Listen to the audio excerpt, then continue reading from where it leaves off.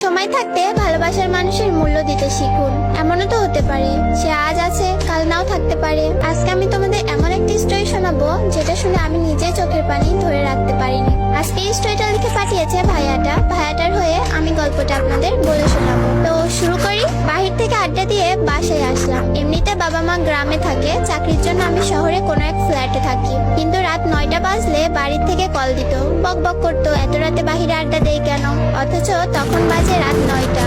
আসলে 9টা তেমন বেশি না, তবে পরিবারের কাছে একটা চিন্তার বিষয়। কি করে সে? যাই হোক, বাসায় ঢুকে ফ্রেশ হলাম, তখনই মোবাইলটা কেঁপে উঠলো। যে দেখি প্রিয় মানুষটার কলটা রিসিভ করলাম ভয়ে ভয়ে, কেননা একটু আগে তাকে রিক্সাতে উঠিয়ে দিয়েছি বাসার দিকে। আর এত জলদি কল রিসিভ করার পর সোজা বলে উঠলো, নিচে আয়, তাও তুই করে। আমি বলছি কেন? তার একটাই কথা, তুই নিচে নামবি নাকি আমি তোর বাসায় আসবো। বাসায় বারান্দায় গিয়ে দেখি রিক্সা নিয়ে বসা সে। তার বায়না তাকে বাসায় দিয়ে আসতে হবে। বললাম, তুমি আগে কেন বলনি? তার এক কথা, নিচে নামবি না বাসায় ঢুকবি। বাসা থেকে বের হওয়াটা সহজ নয়, কেননা বাড়িওয়ালা করা নির্দেশ রাত 11টার পর বাহিরে থাকতে পারবো না, আর থাকলেও গেট লক হয়ে যাবে, ঢুকতে পারবো না। যাই হোক, রাত বাজে 9টা, হাতে এখনো আরো 2 ঘন্টার সময়। বের হয়ে রিক্সায় উঠে তাকে তার বাসায় নামিয়ে দেয়, আর সে ততক্ষণ আমার কাঁধে মাথা রেখে তার স্বপ্নের কথা বলে যাচ্ছে। দেখতে দেখতে তার বাসার সামনে চলে আসলাম। পরের দিন কল, আজকে কি ঘুরতে বেরোবা? আমি বললাম আজ অফিস আছে, তারপরের দিন যাব। সে বললো আচ্ছা ঠিক আছে। অফিস থেকে বাসায় ফিরলাম রাত 9টা বাজে। সারাদিন প্রিয় মানুষটার সাথে কথা বলতে পারিনি। ওর কথা ভাবতেই ওর ফোন আসলো। ফোন রিসিভ করলাম আর সে বলল, বাবু নিচে আসো, একটা সারপ্রাইজ আছে।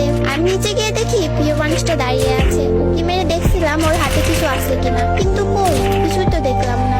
ভাবলাম পাগলিটা চুমু খাবার জন্য এসেছে, তাই ওকে চুমু খাবার জন্য ওর দিকে এগিয়ে যাচ্ছিলাম। কিন্তু আমাকে ধাক্কা দিয়ে পিছিয়ে গেল আর বলল, এখন চুমু খেতে হবে না, রাতে অনেক খেতে পারবা। আমি বললাম, রাতে অনেক খেতে পারবো মানে? সে বলল, বান্ধবীর বাসায় থাকার কথা বলে এসেছে, আজ তোমার সাথে থাকবো। আজ তোমার সাথে থাকবো, তোমার বুকে মাথা রেখে ঘুমাবো। আমি একটু রেগে বললাম, উফ, কেউ দেখে ফেলার আগে যাও তো। সে জেদ করতে লাগলো, আমি যাব না, সারারাত এখানেই দাঁড়িয়ে থাকবো। আমি বললাম, তোমার যা ইচ্ছা তুমি তাই করো। আমি আমার রুমে চলে আসলাম। কিছুক্ষণ পর জানালার ফাঁক দিয়ে তাকিয়ে দেখলাম সে এখনো দাঁড়িয়ে আছে, মুখ গোমড়া করে। আর কিছু বাজে ছেলেরা ওর দিকে এগিয়ে আসছিল। আমি নিচে গিয়ে ওর হাত ধরে টেনে নিজের রুমে নিয়ে আসলাম। এখন কি করি? বাড়িওয়ালা যদি জানতে পারে আমাকে সোজা বের করে দিবে, তাই ওকে লুকিয়ে রাখলাম। দুজন একসাথে ডিনার করে শুয়ে পড়লাম। পরের দিন ঘুম থেকে উঠে দেখি পাগলিটা আমার বুকে মাথা রেখে ঘুমিয়ে আছে। অনেক মিষ্টি দেখতে আর মায়াবী মুখ, কি আরামেই না ঘুমিয়ে আছে। না জানি কি স্বপ্ন দেখছে। আমি আলতো করে ওর চোখে মুখে আমার হাত বুলিয়ে দিচ্ছিলাম, আর সে আমার হাত ধরে ওর গালের সাথে চেপে ধরে রাখলো, যেন এটা ওর নিজের হাত। আমি হাত সরিয়ে নিতে চাইলাম, কিন্তু সে আরো শক্ত করে ধরে আছে, ছাড়ছেই না। এবার জোর করে হাতটা সরিয়ে নিলাম। তার ঘুম ভেঙে গেল। তাকে বললাম, জলদি বাসা থেকে যেতে হবে, তোমাকে কেউ দেখে ফেলতে পারে। সে বলল, আজ তো তোমার অফিস বন্ধ, তাই আজ সারাদিন তোমার সাথে কাটাবো, সারাদিন ঘুরবো, সন্ধ্যায় তুমি আমাকে বাসায় দিয়ে আসবা। আমি বললাম, আচ্ছা তুমি এখন বাসায় যাও, আমি একটু পরে গিয়ে তোমাকে নিয়ে আসবো। সে বাসায় চলে গেল। আমার কাছে কোনো টাকা নেই, এখন কি করি? তাকে নিয়ে সারাদিন ঘুরবো, যদি কিছু আবদার করে না দিয়ে তো পারবো না। আমি আমার বন্ধুর কাছ থেকে 1000 টাকা ধার করলাম। ওর বাসার সামনে গিয়ে ওকে ফোন করলাম। আজ একটু অন্যরকম করে সেজেছে সে, এর আগে কখনো এভাবে সাজেনি, তাই কিছুক্ষণ হা করে তাকিয়েছিলাম ওর দিকে। সে বলল, কি দেখছো অমন করে? আমি বললাম, আজ তোমাকে অনেক সুন্দর লাগছে, চোখ সরাতে পারছি না। সে মিষ্টি একটা হাসি দিয়েই বলল, দেখতে হবে না, বউটা কার? আমাকে ছাড়া সে কিছুই বোঝে না। আমি সাথে থাকলে জানো ওর আর কিচ্ছু যায় না। সে আর আমি আজ অনেক জায়গায় ঘুরলাম, আর সে আজ মন খুলে সব বলতে লাগলো আমায়, যেন আজই আমাদের শেষ দেখা। ঘুরতে ঘুরতে বিকেল গড়িয়ে এলো। সে বলল, এবার আমাকে পার্কে নিয়ে চলো। বিকেলবেলা ওকে নিয়ে পার্কে গেলাম। পার্কে সবাই জিএফকে দামি গিফট দিচ্ছে, কেউ কেউ দামি গাড়ি নিয়েও ঘুরতে এসেছে।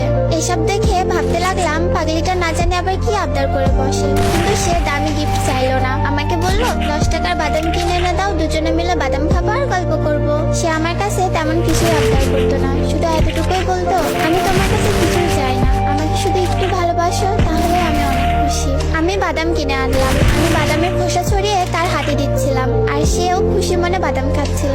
সে আমাকে বলল, আচ্ছা জান, দেখো আমরা কত খুশি এখন, এভাবে যদি সারা জীবন একসাথে থাকতে পারতাম কতই না ভালো হতো বলো। আমি বললাম, থাকবো, দেখো একদিন তোমাকে তাকে আমার বউ করে আনবো, সারা জীবন একসাথে থাকবো। কথাটা শুনে সে আমাকে শক্ত করে আমার হাতটা ধরলো। আমরা হাঁটতে হাঁটতে পুকুর পাড়ে গেলাম। পুকুর পাড়ে বসে দুজনে গল্প করতে করতে কখন যে সন্ধ্যা গড়িয়ে এলো বুঝতেও পারলাম না। এবার তাকে তো তার বাসায় দিয়ে আসতে হবে, কিন্তু সে যেতে চাচ্ছে না। বলছে আরো কিছুক্ষণ একসাথে গল্প করবে, কিন্তু সন্ধ্যা গড়িয়ে এসেছে, তাই ওর বাসার দিকে রওনা হলাম। সারাটা পথ সে আমার হাত শক্ত করে ধরেছিল। একটু অন্যরকম অনুভব করছি। হঠাৎ করে ওর প্রতি ভালোবাসাটা কেমন যেন বেড়ে গেল। ওর প্রতি কেন জানি না একটা মায়া কাজ করতে লাগলো।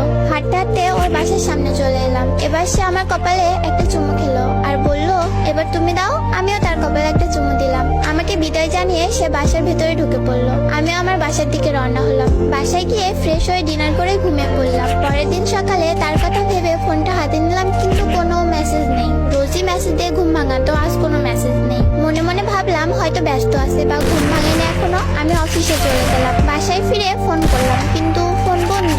রোজ রাতে সে বাসার সামনে এসে দাঁড়িয়ে থাকতো চুমু খাবার জন্য, কিন্তু আজ কি হলো? মনে হয় একটু ব্যস্ত আছে। আমি আমার মতো খেয়ে ঘুমিয়ে পড়লাম। কিন্তু পরের দিন সকালে ঘুম থেকে উঠে ফোনটা হাতে নিলাম। ভাবলাম সে মেসেজ দিছে, হয়তো গুড মর্নিং জানিয়েছে, কিন্তু মেসেজে গিয়ে কোনো মেসেজ পেলাম না। তখন বুকের ভেতরটা একবার ধুক করে উঠলো। আমি তাকে বারবার ফোন করার পরও ফোন বন্ধ পাচ্ছিলাম। বুঝতে পারলাম কিছু হয়েছে। ছুটে গেলাম ওর বাসার দিকে, কিন্তু গিয়ে দেখি ওর বাসার বাহিরটা তালা দেওয়া। পাশের বাসার আপিকে জিজ্ঞেস করলাম। আপি বলল এই বাসায় কোনো একজন খুব অসুস্থ, তাই তাকে সবাই হসপিটালে নিয়ে গেছে। আমি হসপিটালে গিয়ে দেখি তার বাবা মা ওখানে বসে বসে কাঁদছে। আমি তাদের জিজ্ঞেস করলাম, আঙ্কেল আন্টি কি হয়েছে, কাঁদছেন কেন? ওনারা আমাকে চিনতে পারেনি, তাই কোনো কথা না বলে কান্না করে যাচ্ছে। ডক্টরকে জিজ্ঞেস করলাম, স্যার ওনাদের কি হয়েছে, কাঁদছে কেন? ডক্টর বলল ওনাদের মেয়ের ক্যান্সার ধরা পড়েছে। এই কথা শোনার পর আমার হাহাকারটা আরো বেড়ে গেল।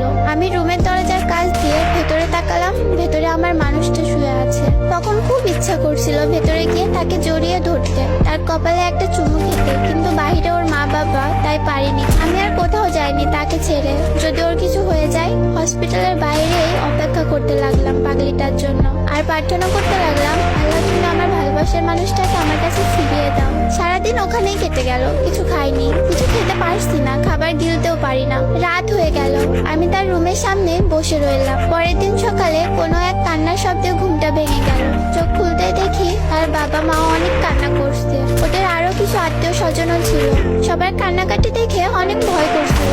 আস্তে আস্তে ওর রুমের দিকে এগিয়ে গেলাম। এবার দরজার ফাঁক দিয়ে ভেতরে তাকালাম। তাকিয়ে দেখি সে আর বেঁচে নেই, না ফেরার দেশে চলে গেছে। আমি কান্না করতে পারছি না, কি করবো বুঝতে পারছি না।